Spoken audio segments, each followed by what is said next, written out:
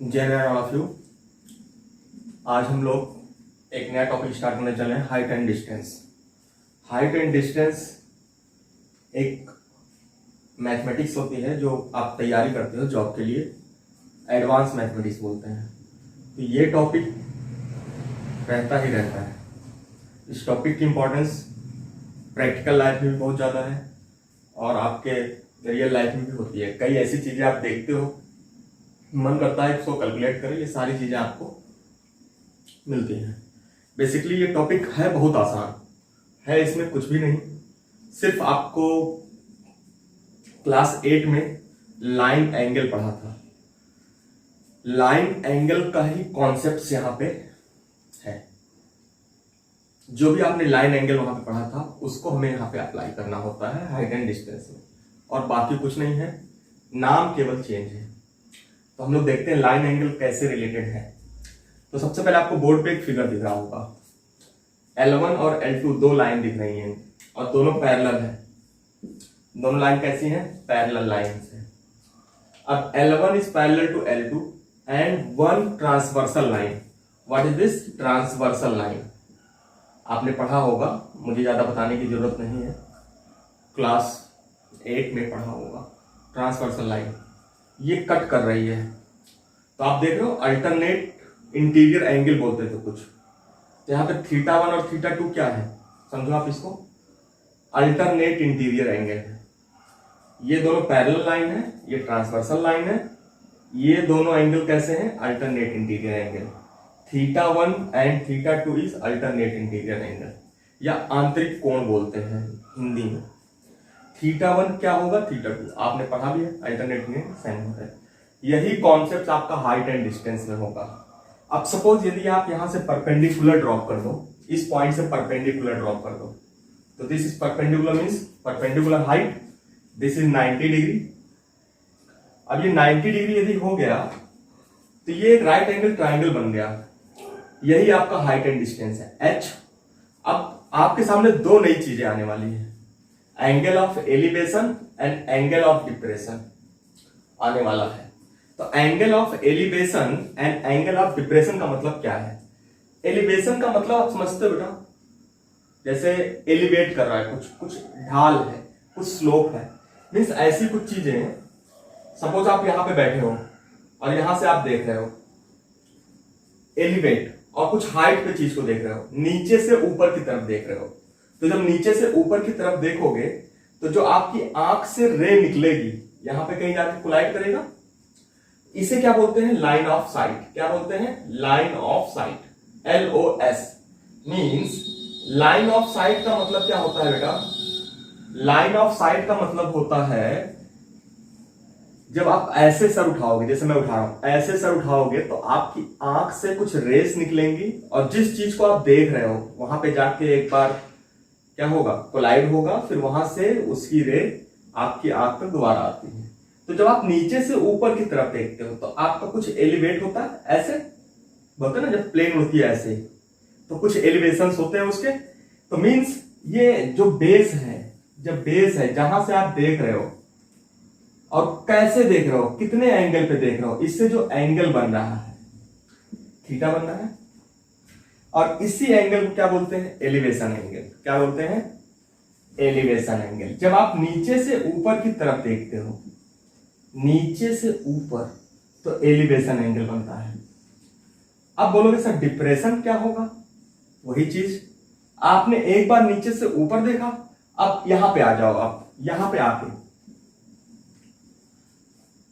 अब यहां से यदि आप नीचे की तरफ देखते हो तो फिर कुछ एंगल बनेगा। किससे?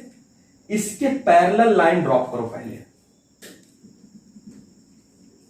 इसके पैरेलल लाइन ड्रॉप किया, पहले आपने इस पॉइंट से इस पॉइंट को ऊपर की तरफ देखा, that is called elevation angle. जब आपने ऊपर से नीचे की तरफ देखा, समझना कॉन्सेप्ट, तो ये क्या होगा? Depression angle, angle of depression. और यदि आप ध्यान से फिगर को देखो, इस फिगर को ध्यान से देखो, तो that angle is a interior angle, alternate interior angle. भाई आप ऊपर से नीचे की तरफ देखोगे तो डिप्रेशन, यदि आप इंग्लिश अच्छी पढ़ते हो तो भी आपको क्लियर हो गया। एलिवेशन मतलब ऊपर की तरफ, डिप्रेशन नीचे की तरफ। दो पैरेलल लाइन और एक ट्रांसवर्सल लाइन आपने पढ़ा है तो ये क्लियर हो गया, अल्टरनेट इंटीरियर एंगल है। इसलिए हमेशा याद रखना, angle of elevation angle of depression क्यों इक्वल होता है? क्योंकि ये क्या होते हैं बेटा? Angle of interior angle, angle of interior angle या AIA बोलते थे आप। आपके स्क्रीन पे एक क्वेश्चन आ रहा होगा, उस क्वेश्चन को आप वीडियो को पॉज करें, यूट्यूब पे जो भी देख रहे हैं, जो भी वीडियो देख रहे हैं वो पॉज करें और पहले क्वेश्चंस को पढ़ लें। तो क्वेश्चंस आपके सामने होगा, मैं क्वेश्चंस नहीं लिखूंगा, मैं सिर्फ क्वेश्चंस को पढ़ूंगा, ठीक है? फिर हम लोग क्वेश्चंस करेंगे। तो सभी लोग पढ़ लो फटाफट। A kite is flying, question क्या है? A kite is flying at a height of 75 metre from the level ground. तो गिवन क्या है बेटा? कैसे क्वेश्चंस करते हैं उसको हम आपको बताने चल रहे हैं। Given kite is flying at a height of 75 metre from the level ground. Suppose level ये है, यहां पे कोई पतंग है जो उड़ रही है। आप जानते हो पतंग है, उड़ रही हो तो कुछ ऐसे ही कुछ होगा। और इसकी हाइट कितनी है बेटा? 75 metre from the level of the ground. देखो, पढ़ के फिगर बनाना, यही हाइट एंड डिस्टेंस में सबसे बड़ी बात है। फिगर बनते ही सारा काम खत्म।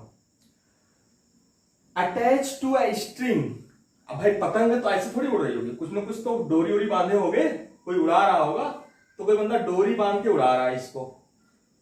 Attached a strings inclined at 60 degree from the horizontal. What is the horizontal? ये 60 डिग्री है बेटा।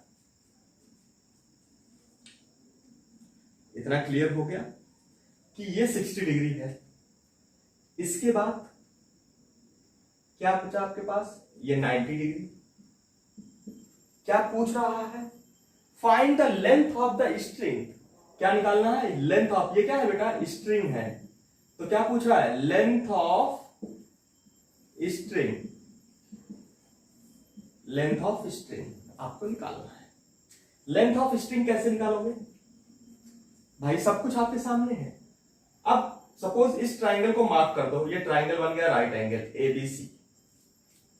आपको ये वाली लेंथ चाहिए, ये आपको पता है। सपोज ये मान लो L है, तो परपेंडिकुलर पता है इस ट्राइंगल का, हाइपोटेन्यूस पता है। तो कौन सा फार्मूला यूज करो? मैंने आपको बताया था बेटा, ये 3 फार्मूले अपने दिमाग में बैठा लेना, कभी चेंज नहीं होते। Sin theta is equal to perpendicular upon hypotenuse, tan theta is equal to perpendicular upon base, cos theta is equal to base upon hypotenuse.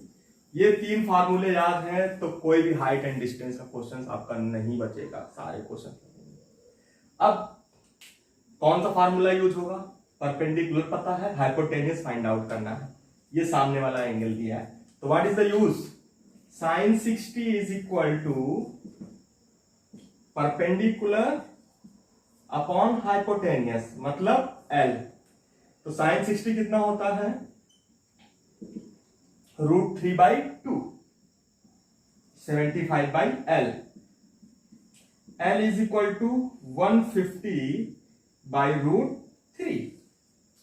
तो what is the value? Solve कर लो इसको, ऊपर नीचे √3 से रेशनलाइज कर लेना। तो L is equal to 50√3। This is a unit, जो भी सेंटीमीटर है या मीटर है, मीटर। ये किस में आएगा बेटा? मीटर में आएगा। तो ये आपका आ गया। मींस इतना आपको करना था बेटा, इतना ही करना था। मैं ऊपर लिख दे रहा हूं, थोड़ा आपको दिख नहीं रहा होगा, यहां तक दिख रहा है सबको। इसको जब सॉल्व किया तो क्या हो गया? L is equal to 50√3। इतना आपको याद रखना है। क्या किया हमने? कुछ किया? ये फिगर ही तो बनाया। चलो बेटा एक दूसरा क्वेश्चन करते हैं। ये क्वेश्चन बोर्ड में आया हुआ है, ये क्वेश्चन बोर्ड में आया हुआ है। जो क्वेश्चन अब करेंगे आपके स्क्रीन पे दिख रहा है, आपके स्क्रीन पे ये क्वेश्चन दिख रहा है, और आप पहले उसको पढ़ो फिर आगे चलते हैं हम लोग। तो सबसे पहले आपके स्क्रीन पे जो क्वेश्चन दिख रहा है उसको हम पढ़ते हैं और क्या क्या गिवन है उसको करते हैं।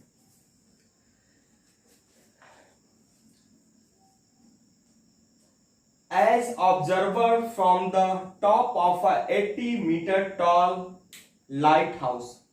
देखो बेटा, एक ऑब्जर्व कर रहा as observe from a top of a 80 metre tall lighthouse. तो सबसे पहले बेटा एक लाइट हाउस गिवन है। क्या गिवन है क्वेश्चन में? सभी लोग क्वेश्चन पढ़ लिए होंगे। क्या गिवन है? ए लाइट हाउस। हमने कोई लाइट हाउस बना दिया, यहां पे बल्ब लगा दिया, ये लाइट हाउस हमारा बन गया। This is a lighthouse. इसकी हाइट कितनी है बेटा? 80 मीटर गिवन है क्वेश्चन में। क्वेश्चन सब लोग अच्छे से पढ़ लो, बोर्ड का क्वेश्चन है। Lighthouse, the angle of depression of two ships. Angle of depression, what is the means of this depression? Depression मतलब बेटा, यदि ये ग्राउंड है तो इसके पैरेलल ड्रॉ करोगे ऊपर, देखो ऊपर ड्रॉ करोगे पैरेलल। अब यहां पे कोई बंदा है, एंगल ऑफ डिप्रेशन का मतलब यहां होगा, एंगल ऑफ एलिवेशन का मतलब नीचे होगा, एंगल ऑफ डिप्रेशन मतलब ऊपर होगा, एंगल ऑफ डिप्रेशन का मतलब एलिवेशन मतलब नीचे होगा। डिप्रेशन ऊपर होता है, एलिवेशन नीचे से। अब आपको इतना क्लियर हो गया, angle of depression of two ships, दो शिप्स हैं मतलब दो जहाज हैं। कहां? यहां कहीं होगा भाई, ये लाइट हाउस है, इसके लेवल में कहीं होगा। दो जहाज हैं, two ships on the same side of the lighthouse. Lighthouse के सेम साइड, दोनों साइड नहीं बेटा, सेम साइड मतलब या तो इधर है या तो इधर है। हमने किधर ले लिया? इधर ले लिया। अब क्या कह रहा है? Horizontal light house in horizontal line with it base. इसके बेस से दो शिप्स है, इसके बेस पे है, हॉरिजॉन्टल लाइन पे है, 30 degree and 40 degree, 30 degree and 40 degree. हम लोग 30 डिग्री और 40 डिग्री लेते हैं एक बार। तो मींस अब देखो बेटा, 30 डिग्री कौन सा होगा? दो शिप बनाओगे आप, ये बोर्ड में आ चुका है। 30 डिग्री ये होगा, 40 डिग्री ये होगा। कौन सा एंगल होगा? या ये होगा 40 डिग्री या ये 30 डिग्री होगा। कौन सा होगा? आपको दिखना चाहिए किसका एलिवेशन ज्यादा है, इसका या इसका? इसका ना। ये 40 डिग्री होगा और ये 30 डिग्री होगा, कंफ्यूज मत होना इसमें। और शिप कौन सी है? हमने मार्क कर लिया, ये शिप आपको सी है और ये डी है। तो सी और डी पर दो शिप्स हैं, मतलब शिप 1 एंड शिप 2। इन दोनों का डिप्रेशन एंगल दिया था। बोलोगे सर डिप्रेशन एंगल दिया था आपने, ऐसे कैसे कर दिया? तो बेटा डिप्रेशन एंगल यही तो होता था, डिप्रेशन एंगल एलिवेशन के इक्वल नहीं होता था। यदि ये 40 डिग्री ऊपर से तो ये 40 डिग्री ये नहीं होगा, और ये 30 डिग्री है तो ये 30 डिग्री नहीं होगा। क्या कहानी है? बस दोनों का काम खत्म। अब क्या पूछ रहा? Find the distance between two ships. Find the distance between two ships. आपको टू शिप्स का डिस्टेंस निकालना है, टू शिप्स के बीच का डिस्टेंस निकालना है। ये डिस्टेंस निकालना है x। कैसे करोगे? बिल्कुल फंडा क्लियर है, मेरा तो क्लियर है, आपका भी क्लियर होना चाहिए। हमें ये डिस्टेंस निकालना है। आपको कितने फिगर दिख रहे हैं? कितने राइट एंगल ट्राइंगल दिख रहे हैं? यदि आप इसको मार्क कर दो, सी डी है, इसको ए मान लो, इसको बी मान लो। तो सबसे पहले क्या करोगे? Triangle A B D. तो ट्राइंगल ए बी डी में आपको देखो परपेंडिकुलर पता है, ये निकाल लोगे। कैसे? tan 40। What is the tan 40? बोलोगे सर परपेंडिकुलर अपॉन बेस। तो what is the perpendicular? 80। Base क्या है बेटा? AD। तो what is the AD? AD is equal to 80 upon tan 40 degree. इतनी कहानी हो गई आपकी। tan 40 डिग्री आपका आ गया। क्लियर? अब क्या बचा? एक ट्राइंगल और बचा, BCA। तो हम चले BCA की तरफ। तो इन ट्राइंगल BAC में फिर क्या करोगे? फिर से tan 30। तो tan 30 लोगे तो क्या होगा? Perpendicular upon base. बेस मतलब पूरा AC। तो tan 30 is equal to perpendicular मतलब 80 अपॉन बेस AC। कितना आसानी से आ गया। अब AC आ गया आपका, AC कितना आ गया 80/tan30। Wow, what is the value of x? हमें वैल्यू ऑफ x निकालना है ना। कैसे निकालोगे? आपको दो वैल्यू पता है, तो वैल्यू ऑफ x कैसे आएगा बेटा? AC minus AD। What is the AC minus AD? यदि हम AC से AD को सब्ट्रैक्ट कर ले, मींस यहां से देखो CD plus DA is equal to क्या है? AC। और CD कितना है? x। तो x इज इक्वल टू क्या आ जाएगा बेटा? AC minus AD।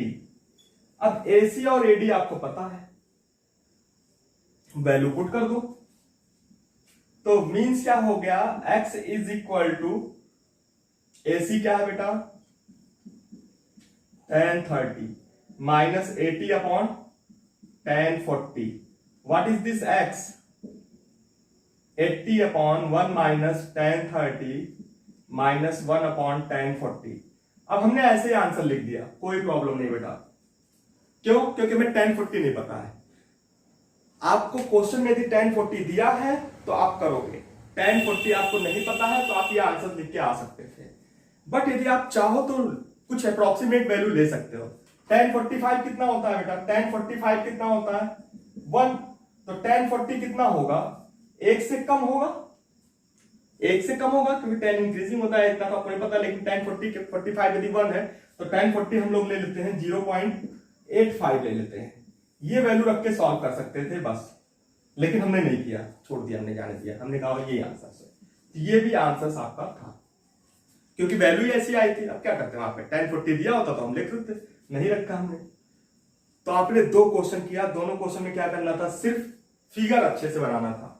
तो फिगर आपका हो गया कंप्लीट, और ये क्वेश्चन आपको समझ में आ गया। एक क्वेश्चन और बेटा आपके सामने आ रहा है, उसको भी देखो। इसके बाद जो हमारा दूसरा वीडियो होगा या दूसरा लेक्चर जो होगा हमारा, जो उस पे आएगा, उसको आप जरूर देखिएगा। उसमें आपको कुछ और चीजें एक्स्ट्रा मिलेंगी, और उससे आपका क्या होगा? आंसर्स तो कभी गलत नहीं होगा, ना ही आप क्वेश्चन कभी गलत करोगे। चलो बेटा, एक क्वेश्चन आपके सामने और है। A person standing on a bank of a river, पढ़ लो सब लोग अच्छे से। अ पर्सन बैंकिंग मतलब नदी के किनारे कोई व्यक्ति खड़ा है, पर्सन्स खड़ा है। A person standing on the bank of a river observe that angle of elevation of a tree. कोई ट्री है बेटा, इस तरह का कोई ट्री है, ऐसे कोई ट्री है, हाँ, और कोई बीच में नदी है। नदी के किनारे कोई पर्सन्स खड़ा है। Angle of elevations tree on opposite bank, मतलब एक साइड पेड़ है, दूसरी साइड पर्सन्स है। ये बीच में रिवर ऐसे फ्लो कर रही है, ऐसे बेटा, ऐसे फ्लो कर रही है रिवर, ये रिवर फ्लो कर रही है, और यहां पे पर्सन्स है, यहां पे पेड़ लगा हुआ है। इतना समझ में आया? अब क्या कह रहा है? Angle of elevation of tree means कितना है? एंगल ऑफ एलिवेशन कितना है? 60 डिग्री। ये 60 डिग्री की वैल्यू है। ये पहला पॉइंट आपको खत्म हो गया, फर्स्ट स्टेटमेंट का मतलब खत्म हो गया।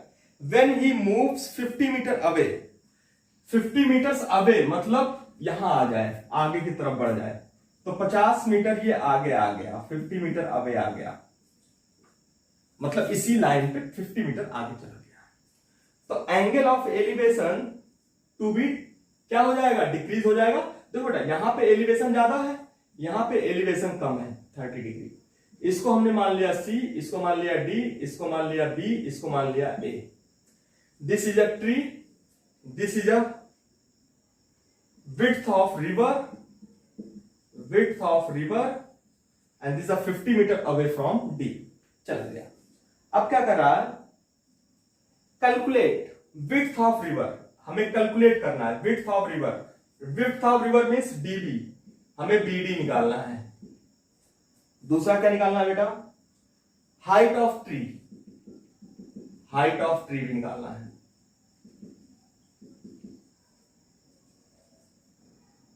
क्लियर?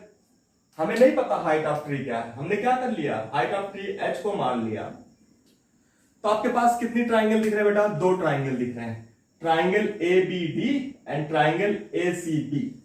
ये दो ट्राइंगल दिख रहे हैं, तो दो बार आपको यूज करना है फार्मूले का। तो सबसे पहले tan 30 यूज करोगे। tan 30 क्या होगा, tan 30 इन ट्राइंगल लिख लेना ऐसे, बुक में ऐसे लिख लेना, कॉपी में, ट्राइंगल ACB, ट्राइंगल ACB। अब कोई ये नहीं बोलेगा सर ABC नहीं लिख सकते, ABC लिख सकते हो बेटा, ABC लिखो या ट्राइंगल ACB लिखो, जो मन करे वो लिखो। अब देखो tan 30 मतलब परपेंडिकुलर, मतलब H, परपेंडिकुलर क्या बेटा, H। बेस क्या है, देखो यदि आप विड्थ ऑफ रिवर को क्या मान लो बेटा, x मान लो, इसको x मान लो, विड्थ ऑफ रिवर क्या मान लिया हमने, x।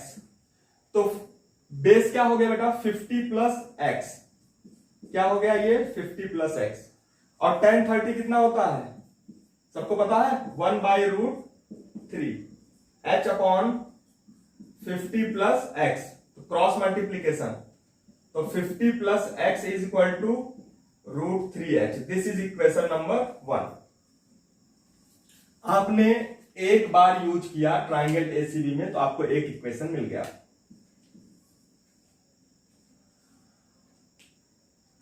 मिल गया बेटा इतना।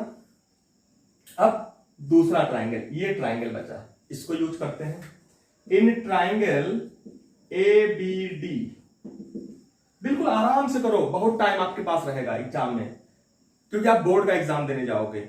ऐसा नहीं कि आप कोई कॉम्पिटिटिव एग्जाम देने जा रहे हो, उसके लिए भी बताऊंगा मैं, जब कभी आप कॉम्पिटिटिव एग्जाम देने जाओगे तो कौन सा अप्रोच यूज करोगे नेक्स्ट वीडियो में। तो पहले आप इसको देखो, क्या होगा tan 60, tan 60 का मतलब क्या होगा बेटा, देखो यहां पे tan 60 लिया तो height upon base. What is the base, x, height क्या है h, h/x। तो tan 60 क्या आ गया √3, सभी लोग जानते होंगे, h/x। What is the h, √3x। This is equation number 2। क्या दोनों इक्वेशन सॉल्व नहीं कर पाओगे, बिल्कुल आसानी से हो जाएगा। x की वैल्यू और h की वैल्यू दोनों आ जाएगी। यहां से h की वैल्यू 1 में पुट कर दो, from second h is putting on the first, means second से फर्स्ट में h की वैल्यू पुट कर दो, तो क्या आ जाएगा, ध्यान से देखो यहां पे 50 प्लस x √3, h की वैल्यू कितनी है √3x। देखो बेटा √3 इंटू √3 3x, तो 50 plus x is equal to 3x। तो what is the means of this, 2x is equal to 50, 2x is equal to 50। तो मैं ऊपर लिख रहा हूं बेटा, 2x इज इक्वल टू कितना आ गया 50। What is the x, 25 meter. और x क्या था, विड्थ ऑफ रिवर, क्या था width of river. Clear, width of river आ गया। अब x की वैल्यू कहां पुट कर दो, यहां पे। तो height of tree, height of tree क्या आ गया बेटा, h is equal to √3 into 25। तो व्हाट इज दिस 25 √3। तो बेटा कुछ भी नहीं करना है, मेन वर्क होता है हाइट एंड डिस्टेंस में। हाइट एंड डिस्टेंस में मेन वर्क क्या होता है, फिगर को ड्रॉ करना और tan theta cos theta sin theta का यूज करना। तो इतना वर्क आपको करना होता है, यही बेसिक्स होता है। बेसिक्स करोगे तो कभी भूलेगा नहीं, यदि आपके पास टाइम है तो क्वेश्चन करके आओगे। क्लियर। अब जो भी चीज देखनी होगी हम सेकंड पीरियड में देखेंगे, सेकंड लेक्चर में देखेंगे। ओके, जय Narayan, once again all of you, thank you everybody।